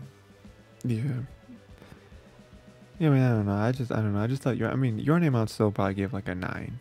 You know, it's like I'm not saying it's a bad movie or I don't like it. I'm just like, I don't know. Shabbat. There's like certain moments there where I'm like, I don't really like this. You know, I don't know. Like the whole like time travel thing is just like, it's cool. I Every mean, time I he get wakes it. up, he must rub his breasts. You know what? You know what, Ray? You got me. 10 out of 10. Okay. I'm gonna update my entry. Right? You know. Yeah, I Their don't know. sister I don't know. walks in, and he's still groping. He's like, and then she just like slowly closes it.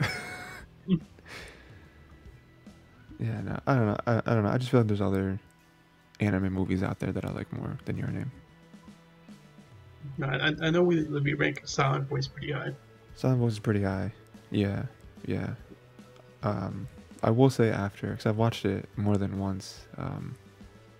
I do think there are better stories out there, kind of that ilk, of like drama and like sadness and that sort of thing. Like I feel like when I first watched that movie, I was like, oh, this is the best.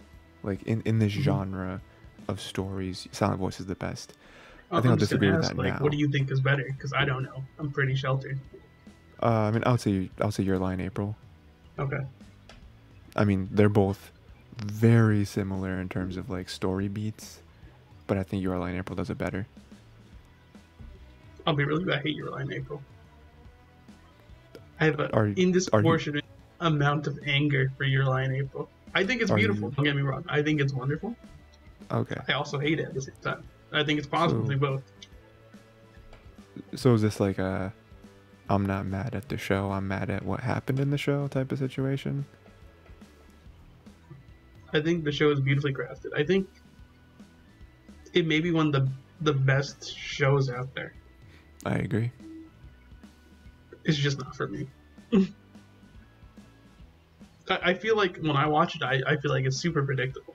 Maybe it's just my fault. Maybe I watch too much stuff or read too much stuff. Mm-hmm. But when I went through it, I feel like I knew everything that was going to happen. Okay. Sure.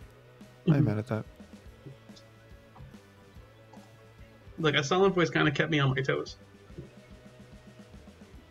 I never Which really one? knew where it was going when it was going. Which one did you watch first? Your Lie. Okay. Interesting. I don't know if that makes it worse or better. Yeah, that's interesting.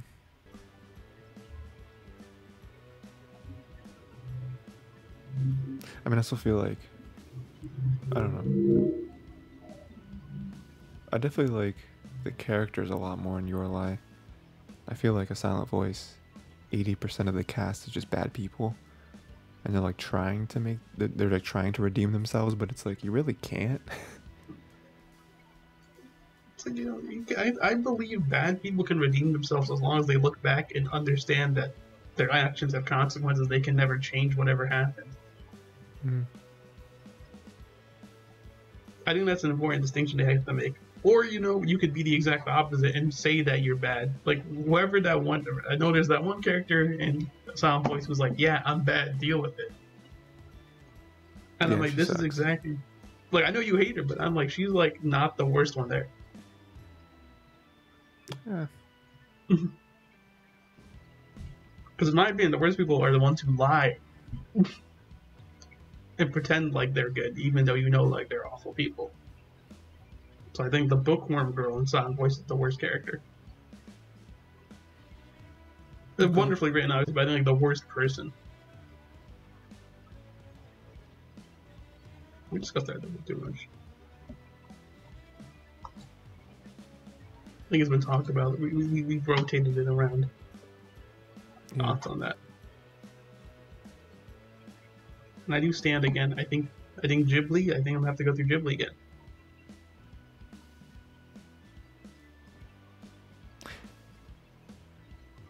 How old were you when you realized that Ghibli movies are actually just mid?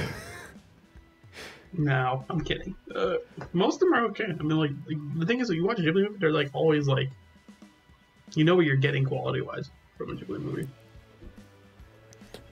Sure, but I mean, like, Mm-hmm. it's definitely one of those things where it's like, when I was 10, it's like, oh, these are the greatest movies ever made, and then now it's like, no, they're all kind of just cool, you know, like other anime movies are way more impactful, you know, and like actually anime, whereas Ghibli is like, you know, like you know, I've seen a lot of comparisons to like Disney, where it's like, oh, Ghibli is the Disney of the anime world. It's like, it kind of They're all is, kind of fairy tales, yeah. you know, where it's like, I mean, even like you saying, oh, you can kind of predict their quality. Same thing with Disney, where it's like, a lot of Ghibli movies don't really take chances. Mm-hmm. They just kind of play it safe, and I feel like Disney does that a lot, especially recently. Whereas other studios are like, oh, we're gonna tell this different story, or we're gonna kind of experiment a little bit. And I feel like Ghibli does the same thing, where it's like, they're all kind of predictable and kind of just like mid stories. Say that again to Rosso. What happened? Say that again to Porco Rosso.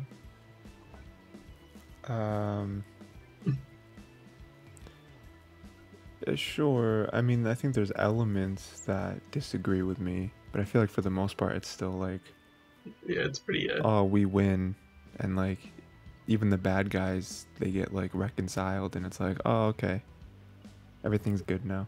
I'm really dude. Like, I think most Ghibli movies follow the idea of just idea that's of a fairy tale or a fantasy, and just play around with it. It goes wild. Either good beats evil, or maybe it's just a fantastical adventure where nothing actually gets beaten. It's more like just seeing crazy stuff.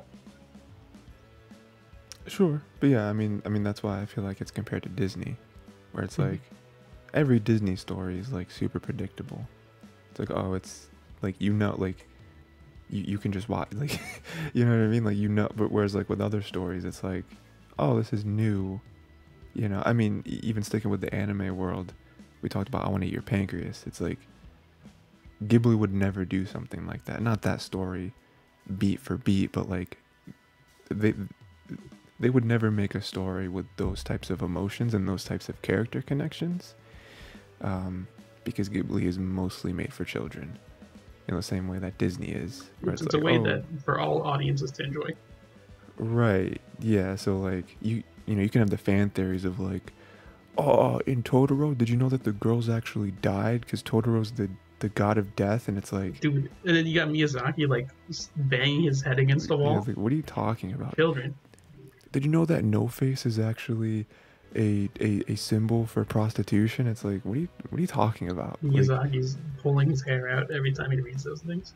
But I feel like Ghibli's to blame for that, because people want to find something deeper in their stories when there isn't anything. Like, Ghibli is very face value. There are a few exceptions, but I feel like for the most part, very face value, where, you know, when anime viewers, whatever, discuss Ghibli, it's always like, oh, but then Ghibli's a separate thing. Whereas like, you never talk that way about all of the other shows and movies that are animated. And I don't think it's a quality thing. Whereas I feel like when I was younger, I always thought it's like, oh, well, it's because Ghibli's the best. That's why they're always separated. But I don't think that's true anymore. I think the animation quality for sure is like pretty like ridiculous. Or it's not just the animation alone; it's like insane. Sure, but I feel like there's specific scenes that showcase that, though. Like, I feel like everyone thinks of like the food scenes, and it's like, that's cool. Nah, but man, I'm thinking of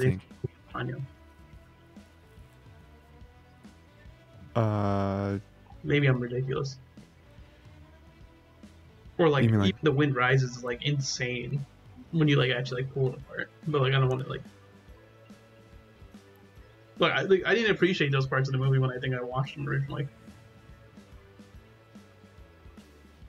I think a lot of that has to do with stylistic choice, though. Not like bashing animators. Big animation fan. Big like technical animation fan here. But I think a lot has to do with like style choices of like the coloring and like the character design that I think carry that a lot. Whereas I feel like other big budget movies have the same quality animation, they just do it in different ways. You know, like we joked about when we watched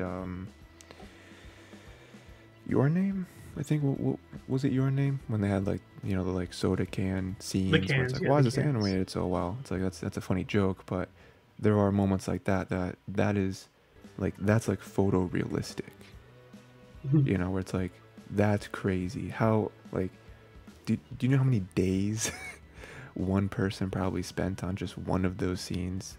Again, it's not equivalent, you know, to like, you know, one of the Ponyo like ocean scenes that you have that are very beautiful, but it's no, I get what you're saying. It's different. They take different types of effort. Right. They're not like, you can't really equate them in the same way.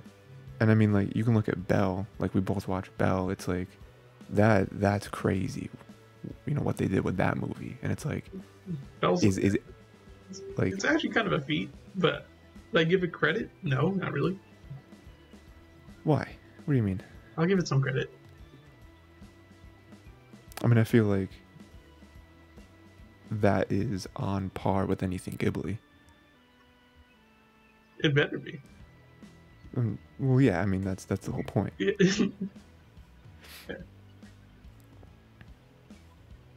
Yeah. This is going to sound terrible when I say it out loud, and I may get people pointing fingers at me, but I do get more appreciation from seeing more hand-drawn animation now. Sure. Over CG. Yeah. Like, obviously there's still work put into CG, but I feel like so much more effort on hand drawing. Not saying it's both, you put hard work in, but CG, once you have the model set up, I think you're pretty much, that takes a lot of that takes a portion of the work now. I mean, not a lot. I'm not gonna say a lot. A portion of the work is definitely already set for you. You're getting into is that know. Right, or am I feel like I'm not going into smears or anything like that, you know, because there's more stuff that goes on. You are, and then making it look good, you know, like it's like, but on a surface level, this is me just saying, on a surface level, I feel like once you have like certain stuff set up in your head, you already got like this. Now I know that's not true, because when you hand draw stuff, you use stuff for referencing other stuff later. So in a way, it's still pretty similar to the idea of having a model. We're like, yeah, we already have these kind of frames set up, so just use these kind of things set up again to base it on for other stuff.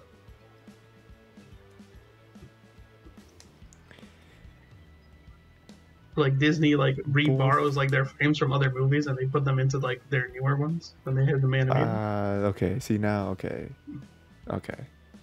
I'm touching on like a different stuff right here. Like a 3 or 4 like topics I'm converging.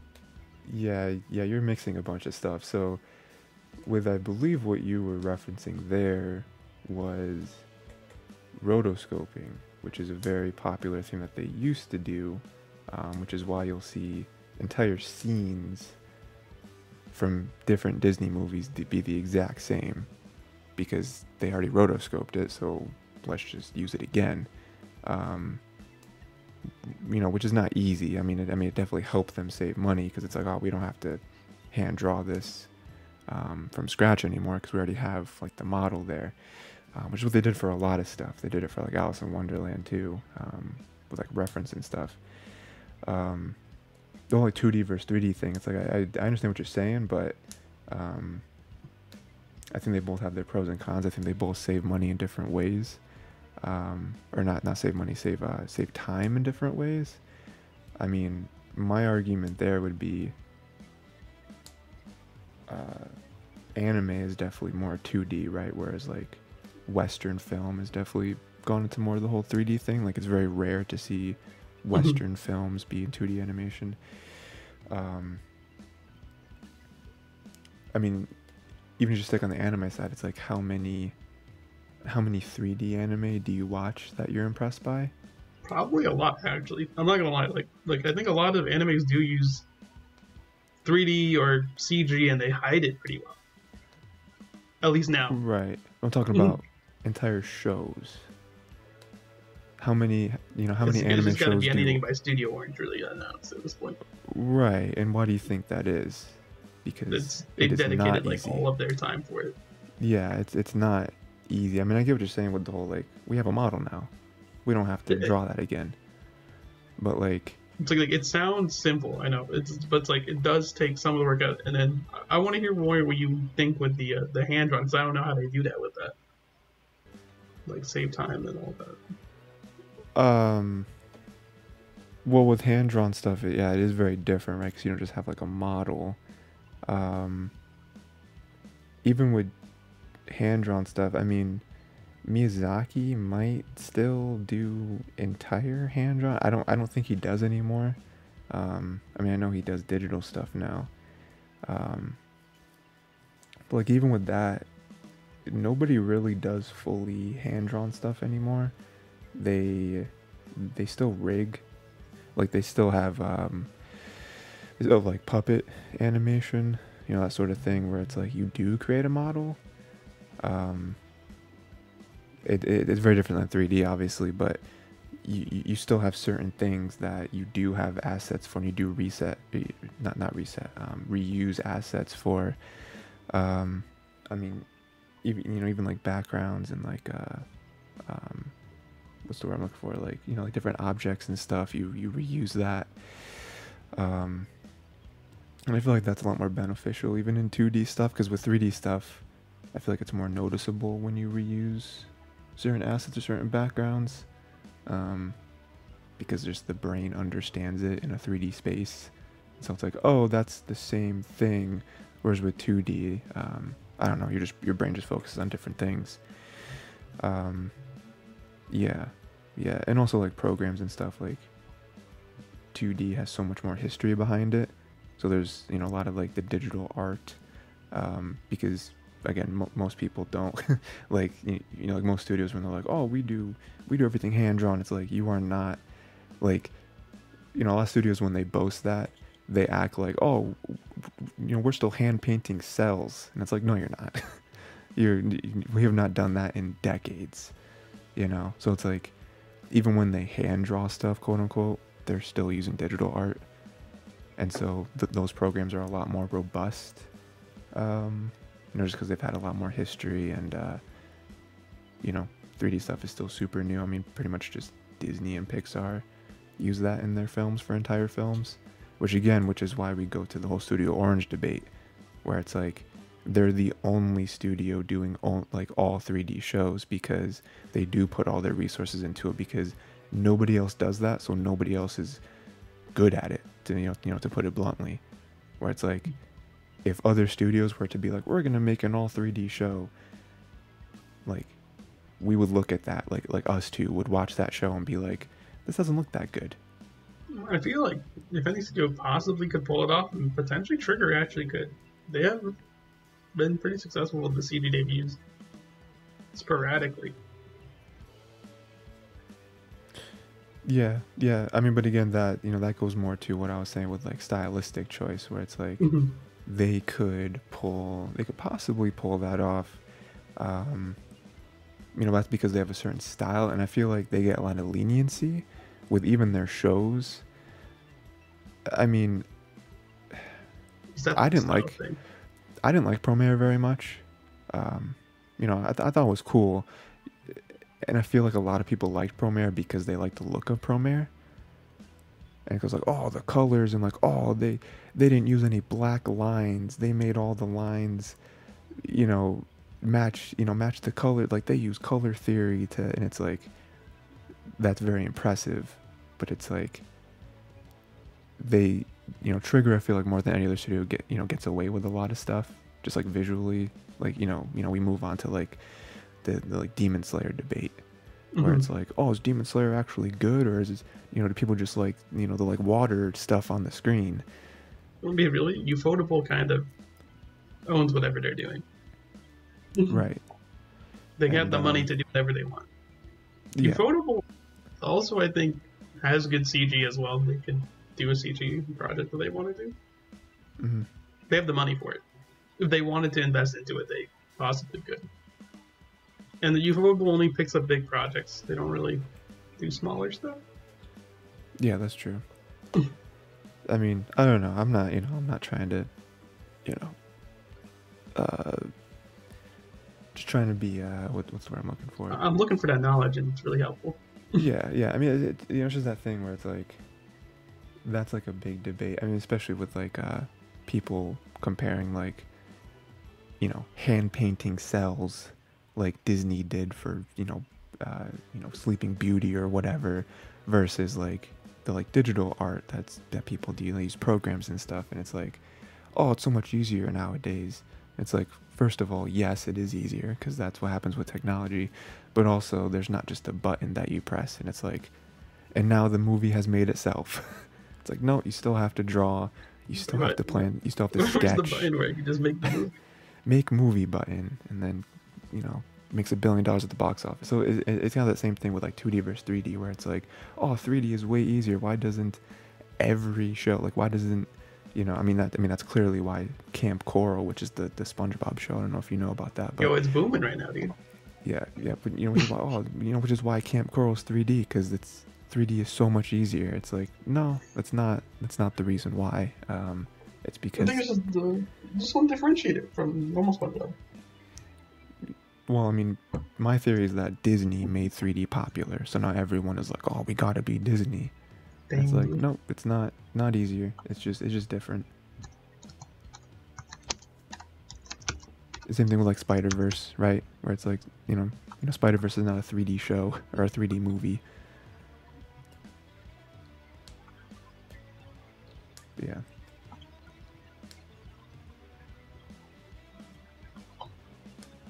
Anyway, let me see if I can find something for you.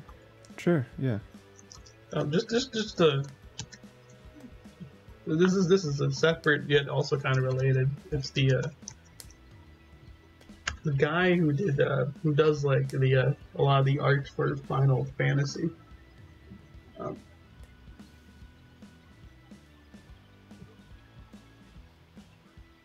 like, let me see if I can find it.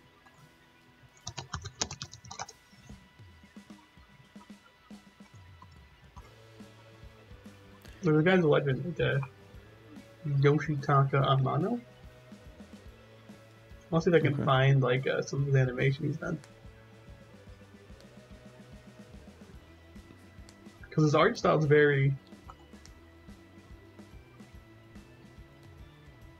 like, if you see his art style, like it's this guy, okay?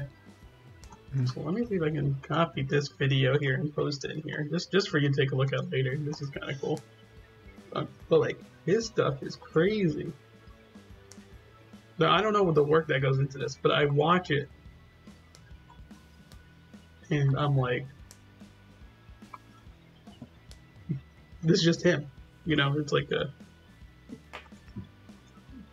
is what I get from it.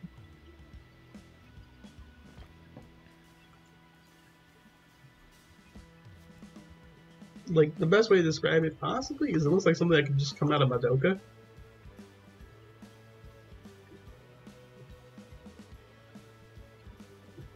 But it doesn't even hit that same vibe though, it's just his style.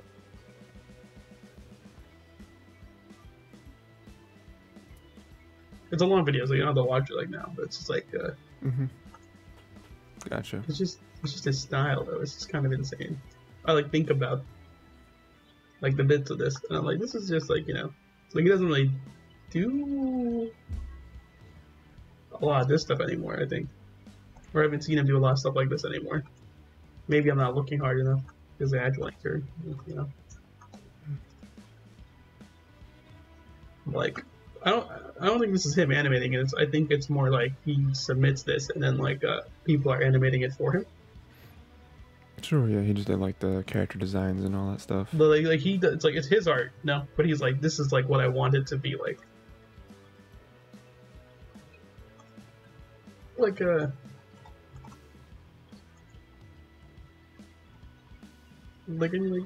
pretty fun. Like I think he's known for like a couple of good ones. Like this is a very famous image, I think, from Final Fantasy 2.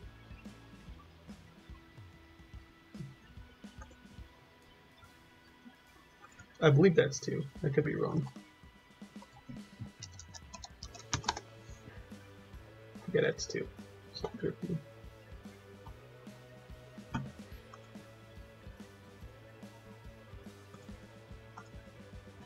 So something about like his I guess he did art for Fortnite as well. Mm. Like this is like the Fortnite art or whatever.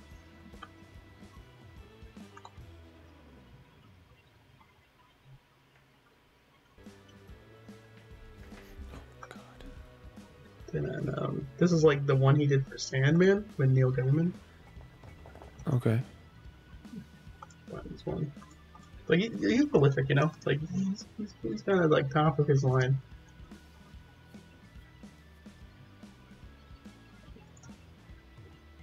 It's just a unique style. I like it. But then, like, you know, like, it's like when they animate stuff like this, and like with the way animation's going, there's a lot of stuff people say they can't see animated, and I'm like, but I think that we can. We're hitting a point now where a lot of things that we don't think could be potentially translated to animation definitely can be animated now. Yeah, no, I mean, anything could be translated to animation. You just have to find the right people, find the right style, stuff like that.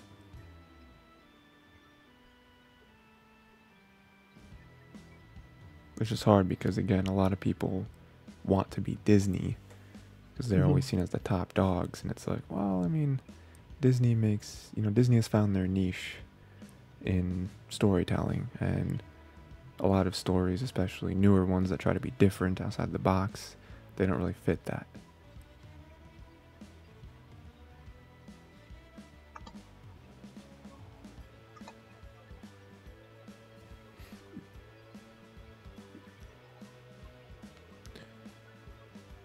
All right, Ray. Anything else you got for us, Ray? I think that's it, dude.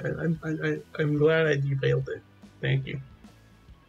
Awesome. For giving me the opportunity to derail an entire podcast ending. No problem.